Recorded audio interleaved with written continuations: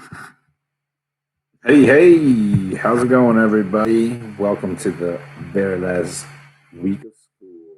This is going to be kind of a short week. We're going to stop doing it on Wednesday.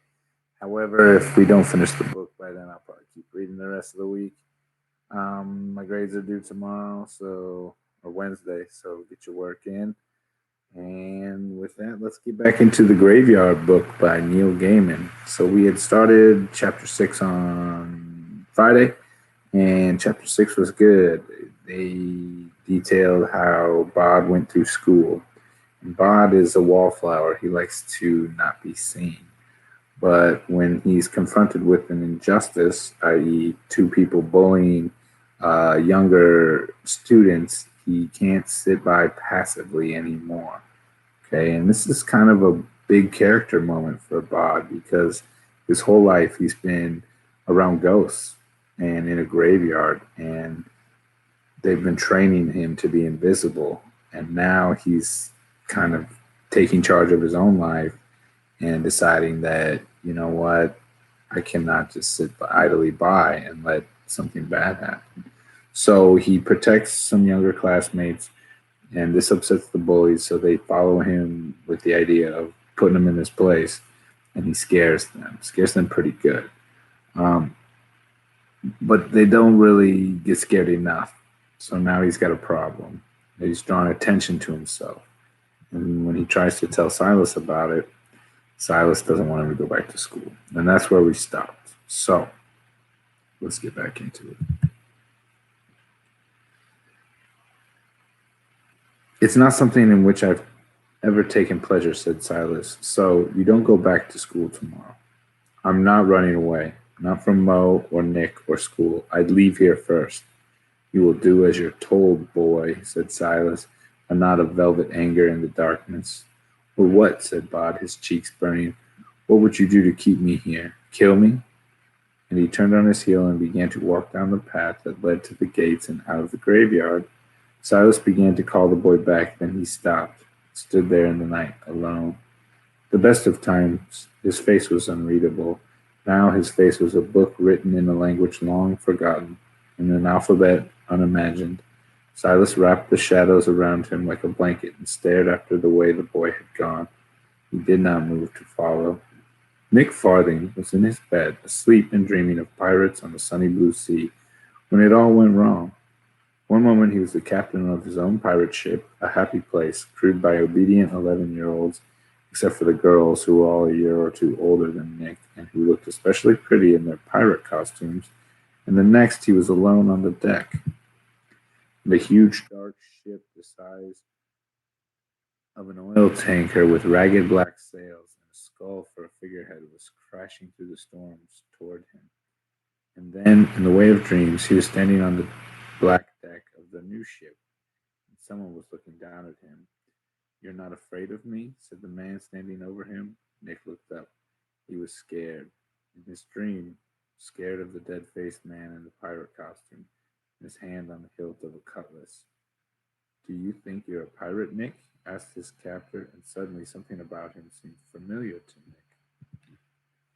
You're that kid, he said. Bob Owens. I, said his captor, am nobody, and you need to change. Turn over a new leaf, reform, all that, or things will get very bad for you. Bad how? Bad in your head, said the pirate king, who was now only the boy from his class, and they were in the school hall, not the deck of a pirate ship, although the storm had not abated, and the floor of the hall pitched and rolled like a ship at sea. This is a dream, said Nick. Of course it's a dream, said the other boy. I would have to be some kind of monster to do this in real life. What can you do to me in a dream? Asked Nick. He smiled. I'm not afraid of you. You still got my pencil in the back of your hand. He pointed to the back of Bob's hand, like the black mark the graphite point had made. I was hoping it wouldn't have to be like this, said the other boy. He tipped his head on one side as if he was listening to something. They're hungry, he said. What are? The things in the cellar or below decks. Depends whether this is a ship or a school, doesn't it? Nick felt himself beginning to panic. It isn't Spiders, is it? He said. It might be, said the other boy. You'll find out, won't you? Nick shook his head. No, he said. Please, no. Well, said the other boy, it's all up to you, isn't it? Change your ways or visit the cellar. The noise got louder, a scuttling sort of scuffling noise, and while Nick Farthing had no idea what it was, he was utterly, completely certain that whatever it would turn out to be would be the most terribly scary things he had ever would ever encounter. He woke up screaming.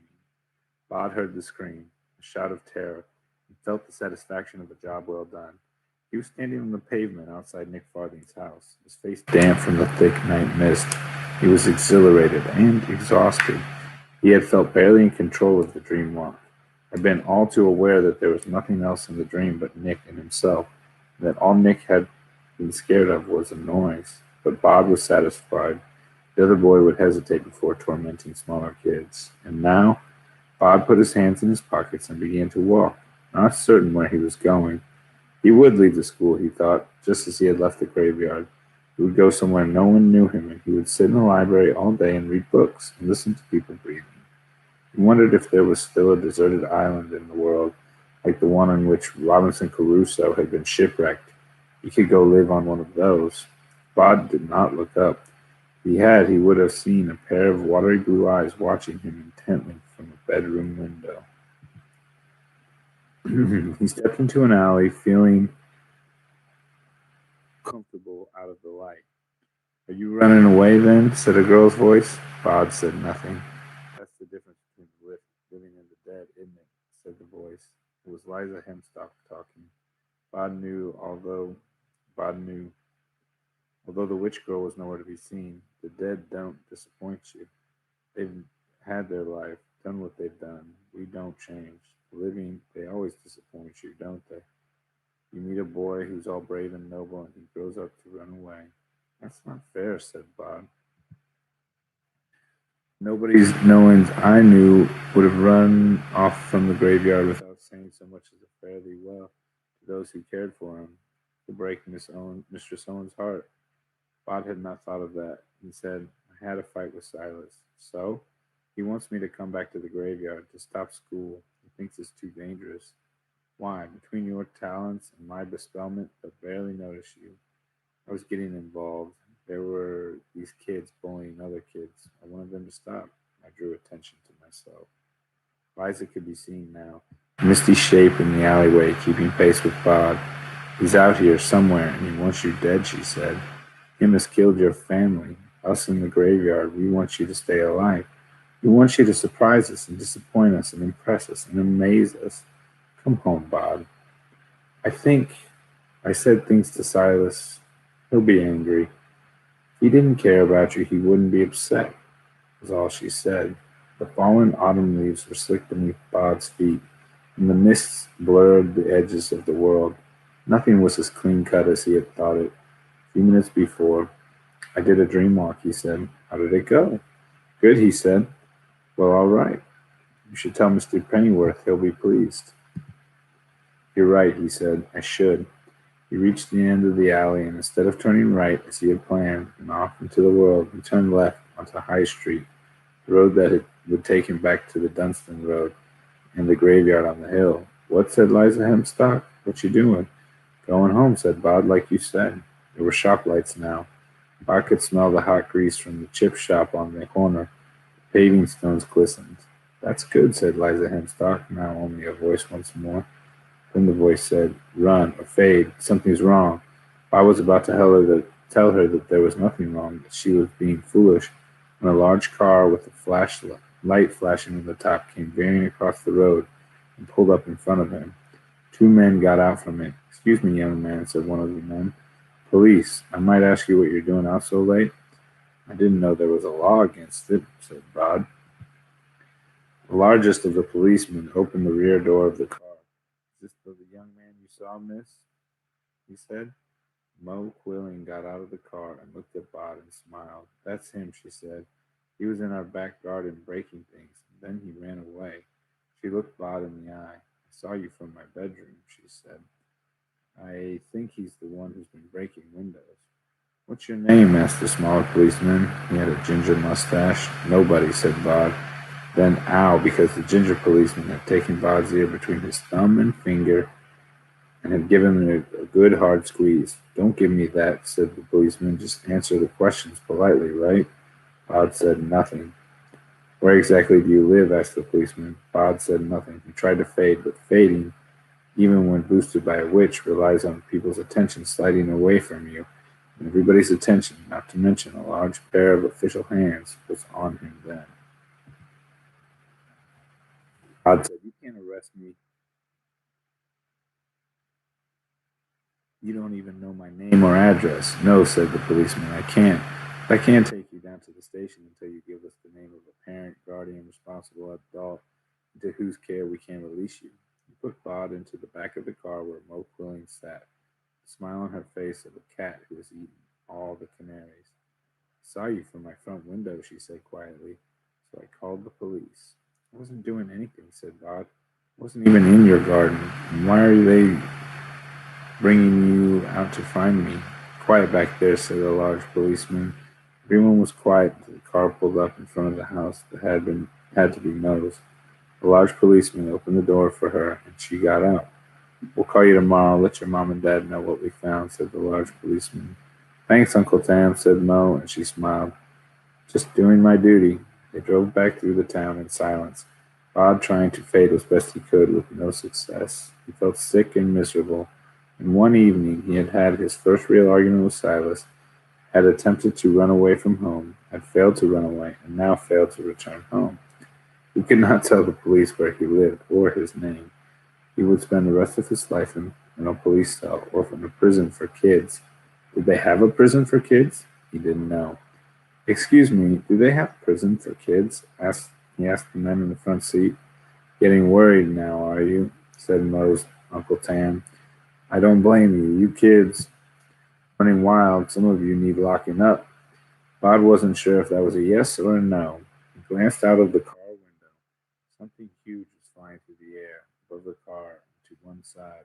Something darker and bigger than the biggest bird. Something man-sized that flickered and fluttered as it moved, like the like the strobing flight of a bat. The ginger policeman said, when we get to the station, best if you just give us your name. Tell us who to call to come and get you. We can tell them we gave you a good bollocking. They can take you home, see? You cooperate, we have an easy night. Less paperwork for everyone. We're your friends. Too easy on him. A night in the cell isn't that bad, said the large policeman to his friend. Then he looked back at Bod and said, unless it's a busy night and we have to put you in with some of the drunks. They can be nasty. Bod thought, he's lying. And they're doing this on purpose, the friendly one and the tough one. Then the police car turned a corner, and there was a thump. Something big rode up onto the hood of the car and was knocked off into the dark. A screech of brakes as the car stopped, and the ginger policeman began to swear under his breath. He just ran out into the road, he said. You saw it. I'm not sure what I saw, said the larger policeman. You hit something, though. They got out of the car, showing lights around. The ginger policeman said, he was wearing black. You can't see it. It's over there. He's over here, shouted the large policeman. Two men hurried over to the body on the ground, holding flashlights. Bod tried the door handles on the back seat. They didn't work. There was a metal grill between the back and the front. Even if he faded, he was still stuck in the back seat of the police car. He leaned over as fast as he could, craning to try and see what happened. What was in the road? The ginger policeman crouched beside a body, looking at it. The other, the large one, was standing above it, shining the light down into its face. Bod looked at the face of the fallen body, then he began to bang on the window, frantically, desperately. The large policeman came over to the car. What? He said irritably. You hit my dad, said Bod. You're kidding. He looks like him, said Bod. Can I look properly? The large policeman's shoulders slumped. Oi, Simon. The kid says it's his dad. You've got to be bloody kidding me. I think he's serious. The large policeman opened the door and Bod got out. Silas was sprawled on his back on the ground where the car had knocked him. He was deathly still. Bod's eyes prickled. He said, Dad? And then he said, You killed him. He wasn't lying. He told himself. Not really. "I called an ambulance," said Simon, the ginger mustached policeman. "It was an accident," said the other. Bod crouched by Silas. He squeezed Silas's cold hand in his. They had already called an ambulance. There was not much time, he said. So that's your career's over then. It was an accident you saw. He just stepped out. What I saw, said Bod, is that you agreed to do a favor for your niece and frighten a kid she's been fighting with at school. So you arrested me without a warrant for being out late. When my dad runs over into the road to try and stop you or to find out what was going on, you intentionally ran him over. It was an accident, repeated Simon. You've been fighting with Mo at school, said Mo's Uncle Tam, but he didn't sound convincing. We're both in 8B at Old Town School, said Bod, and you killed my dad. Far off, he could hear the sound of a siren. Simon, said the large man, we have to talk about this. They walked over to the other side of the car, leaving Bod alone in the shadows with the fallen Silas. Bod could hear the two policemen talking heatedly. Your bloody niece was used, and so was. If you kept your eyes on the road, Simon jabbed his finger into Tam's chest. Bod whispered, they aren't looking now. And he faded. There was a swirl of deeper darkness, and the body on the ground was now standing beside him. Silas said, I'll take you home. Put your arms around my neck. Bod did, holding tightly onto his garden, and they plunged through the night, heading for the graveyard. I'm sorry, said Bod. I'm sorry, too, said Silas. Did it hurt? Asked Bod, letting the car hit you like that. Yes, said Silas. You should thank your little witch friend. She came and found me, told me you were in trouble, and what kind of trouble you were in. They landed in the graveyard. Bod looked at his home as if it was the first time he had ever seen it. He said, what happened tonight was stupid, wasn't it? I mean, I put things at risk. More things than you know, young nobody Owens. Yes, you were right, said Bod. Won't go back. Not to that school. And not like that. Maureen Quilling had had the worst week of her life. Nick Farthing was no longer speaking to her. Her Uncle Tam had shouted at her about the Owens kid thing, then told her not to mention anything about that evening ever to anyone, as he could lose his job, and he wouldn't want to be in her shoes if that happened. Her parents were furious with her. She felt betrayed by the world. Even the year sevens weren't scared of her any longer. It was rotten. She wanted to see that Owens kid, who she blamed for everything that had happened to her so far, writhing in miserable agony. If he thought being arrested was bad, and then she would concoct an elaborate revenge schemes in her head, complex and vicious. They were the only things that made her feel better, and even they didn't really help. There was one job that gave Mo the creeps. It was cleaning up the science labs, putting away the Bunsen burners, making sure all the test tubes, petri dishes, and unused filter papers and the like were returned to their places. She only had to do it on a strict rotation system once every 2 months, but it stood to reason that here, for the worst week of her life, she would be in the science lab. At least Miss Hawkins, who taught general sciences, was there collecting papers, gathering things up at the end of the day. Having her there, having anybody there, was comforting. You're doing a good job, Maureen, said Miss Hawkins. A white snake in a jar of preservatives stared blindly down at her. Mo said, thanks. Aren't there meant to be two of you? Asked Miss Hawkins. We're supposed to be doing it with the Owens kid, said Mo, but he hasn't been to school in days now. The teacher frowned. Which one was he? She asked absently. I don't have him down on my list. Bob Owens, brownish hair, a bit too long, didn't talk much. He was the one who named all the bones of the skeleton in the quiz, remember? Not really, admitted Miss Hawkins. You must remember. Nobody remembers him, not even Mr. Kirby. Miss Hawkins pushed the rest of the sheets of paper into her bag and said, well, I appreciate you doing it on your own, dear. Don't forget to wipe down the working surfaces before you go. And she went, closing the door behind her. The science labs were old. There were long, dark wooden tables with gas jets, taps, and sinks built into them. There were dark wooden shelves upon which were displayed a selection of things in large bottles. The things that floated in the bottles were dead, and had been dead for a long time. There was even a yellowed human skeleton in one corner of the room. Mo did not know if it was real or not, but right now it was creeping her out. Every noise she made echoed in that room. She turned all the overhead lights on, even the light on the whiteboard, just to make the place less scary. The room began to feel cold. She wished she could turn up the heat. She walked over to one of the large metal radiators and touched it. It was burning hot. But still, she was shivering. The room was empty and unsettling in its emptiness, and Mo felt as if she were not alone, as if she were being watched. Well, of course I'm being watched, she thought. 100 dead things in jars are all looking at me, not to mention the skeleton. She glanced up at the shelves. That was when the dead things in the jars began to move. A snake with unseen milky eyes uncoiled in its alcohol-filled jar. A faceless spiny sea creature twisted and revolved in its liquid home. A kitten, dead for decades, showed its teeth and clawed the glass. Mo closed her eyes. This isn't happening, she told herself. I'm imagining it. I'm not frightened, she said aloud. That's good, said someone standing in the shadows by the rear door. It seriously sucks to be frightened, she said.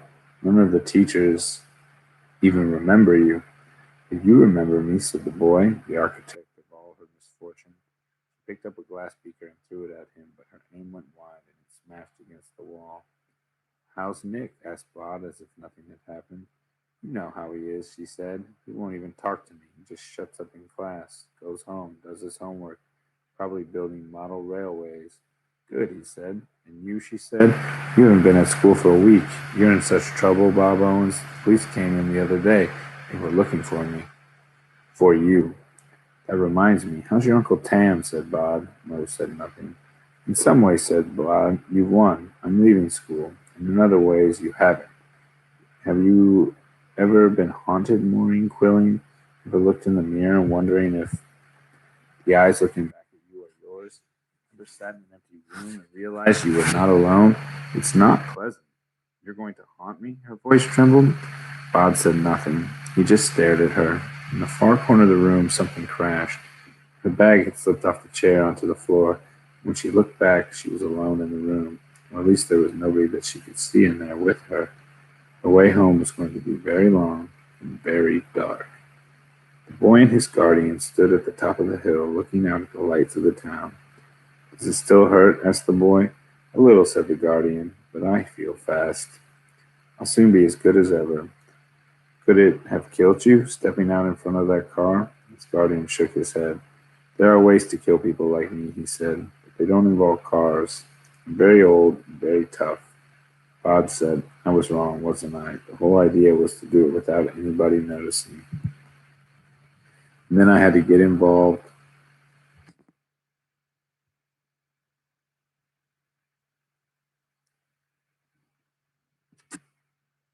with the bullies at school. And the next thing you know, there's a police and all sorts of stuff because I was selfish.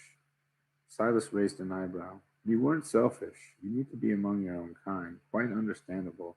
It's just harder out there in the world of the living. We cannot protect you out there as easily. I wanted to keep you perfectly safe, said Silas.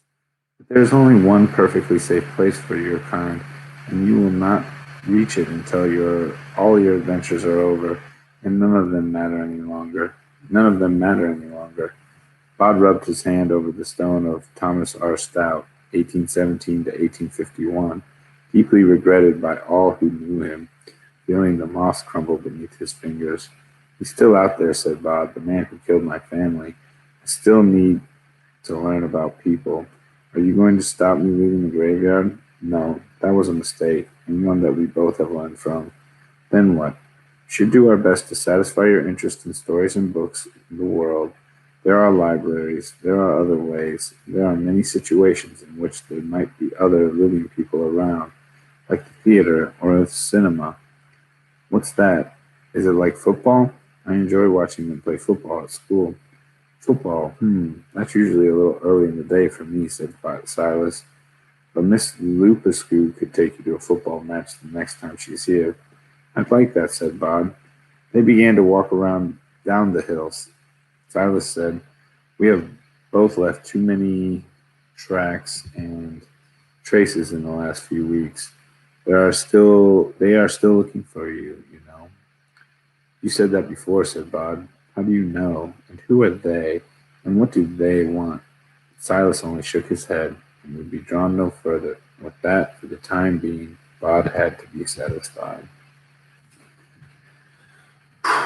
All right. So that is the end of chapter 6.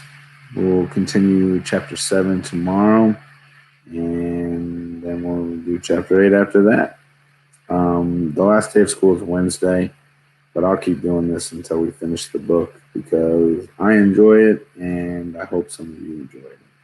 Oh, heads up. Check your email tomorrow because I got some letters from our persuasive letter that we sent out, and I'll be taking pictures of the letters I got and what you received and sending you on an email so that you can celebrate your victory if you got one. And hopefully there's some goodies in there too. What else? Just want to thank everybody who's been tuning in and reading with me. This has been a weird year, weird end of the year. And, we're all doing the best we can. So take care of yourselves, take care of your families, and keep reading. Have a good night.